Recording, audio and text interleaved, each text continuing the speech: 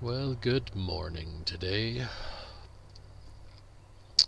The good news is that as of yesterday, Saturday actually, the tractor is unstuck. The tire ended up only having a broken valve stem, so that's definitely good news. But we still have to get it fixed and get it filled with ballast again. So that'll be what I get to work on today after work. But the footage for today is of the portable hay shed. We had it built in time to get it filled, and then it rained pretty good that night, as you can see from all the wet gravel. So I'm just gathering up some tools and a extension cord so I can get some work done on this. The first thing I got to do is add some bracing just to help stabilize it, make sure everything is good to go, and then I'm going to start working on adding some sheet metal to the sides to protect it. I do still need to figure out how I'm going to stabilize the roof or extend the roof so that it'll protect it a little bit better and just keep the rain. We don't really get very much driving rain out here, and especially like the sideways type driving rain. Most of the time that it rains out here, it's more like a heavy mist kind of than a rain. I was actually caught off guard a little bit as I was working on this. We actually had a thunderstorm roll through, which was really unusual. I wish it would have happened later that night so I could drive around and try and get some lightning photos, because it's pretty rare that I get to enjoy a lightning storm out here. In fact, I have not had the opportunity to photograph lightning pretty much in the 4+ years that we've lived on this property. But as you can see from the rain falling, these are not mist drops. They're actually it's raining pretty hard. This is what we have jokingly called a Utah rain, because when we were in Utah, if it was going to rain, it was almost always just going to pour, and it would just dump buckets and buckets of water, and then it would just stop and go away. And that's pretty much what this did. So I just kind of kept working, got a little bit wet, but for the most part it wasn't too big a deal. And so I'm just continuing to use the cottonwood scraps just to try and keep things as light as possible and as free as possible. The nice part about a build like this, the only expense is the power to use the tools and the screws that are going into it. Everything else has been either upcycled or was from logs that we were given and harvested and milled, and that's a pretty good way to build things, in my opinion. The downside to working on this is that this is when I discovered that it was really going to be a major problem for the hay. Even just working with it this much was enough that my arms were starting to itch and break out into hives. So that was kind of surprising, because I'm not really aside from pushing on it a little bit and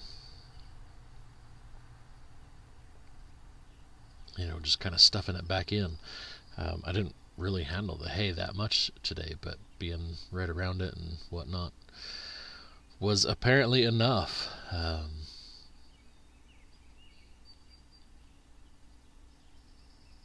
So I'm just going to work my way around and just keep adding braces. There's no real rhyme or reason.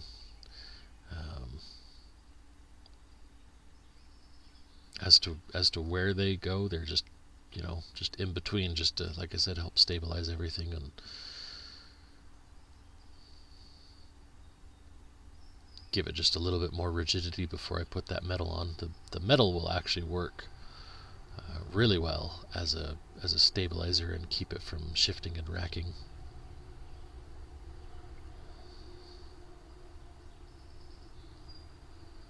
But all in all, it's built pretty stably all as it is.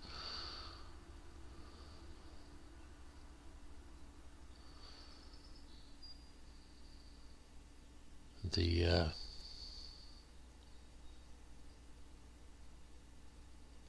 tractor's been definitely on our mind the last couple weeks.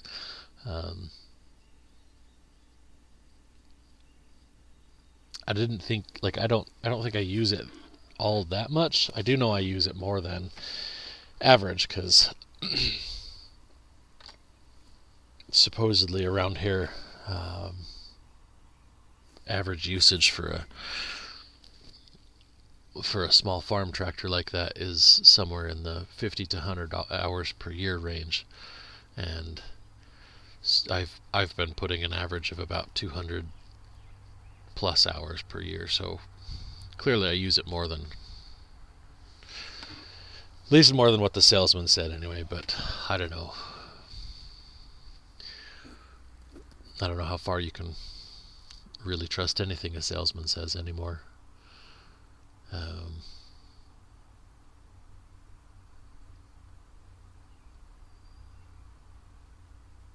But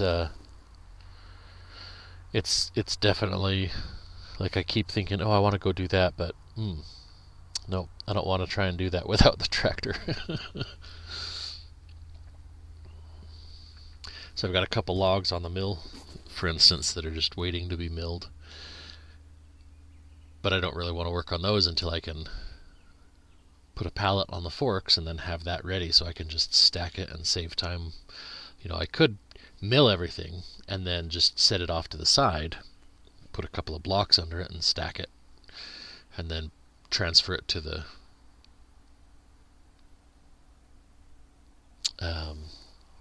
to one of the pallets when I get done with that. But why create extra work?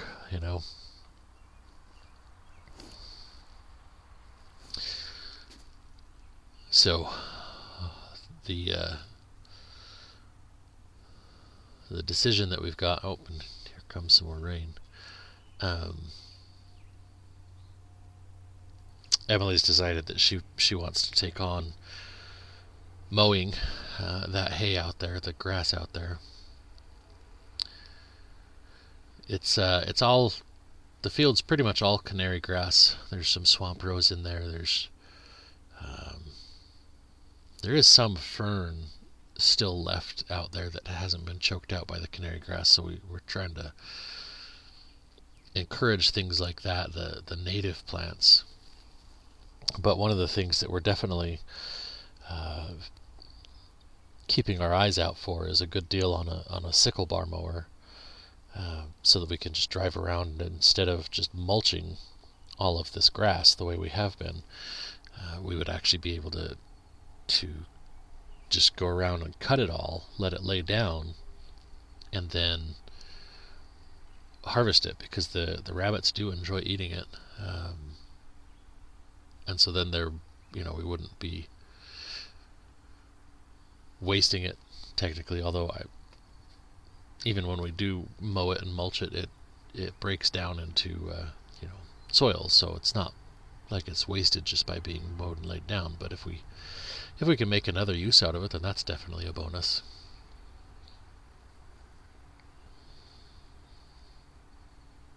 So that'll be something that we'll probably be adding in the not too distant future, but there's a few other things that have to be prioritized before that can be purchased.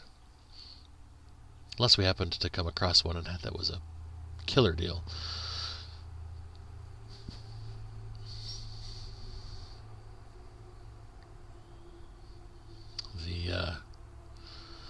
Like the roof, once you start working on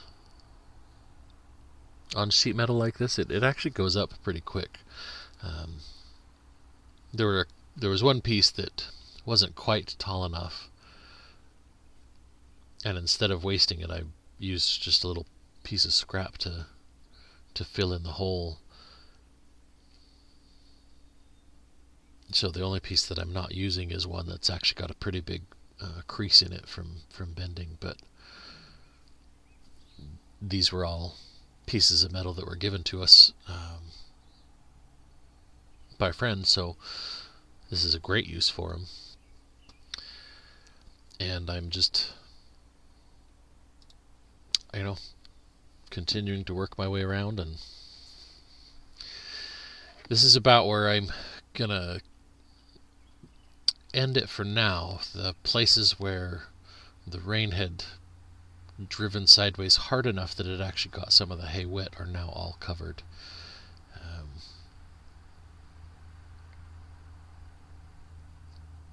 And that last thunderstorm actually did a pretty good job of getting me a little bit more wet than I was expecting, and it is a little on the cold side, so this will be that last kind of little patch piece. I'm just tucking it in, and then I'll grab the camera and kind of bring it around and show you.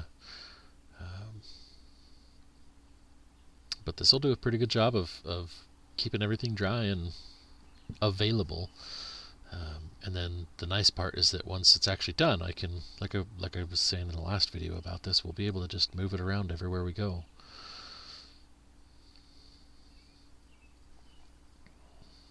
So there's a couple sheets on the side and then several small little sections.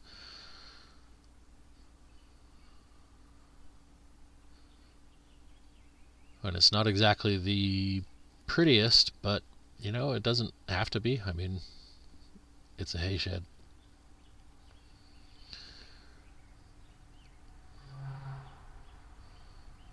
So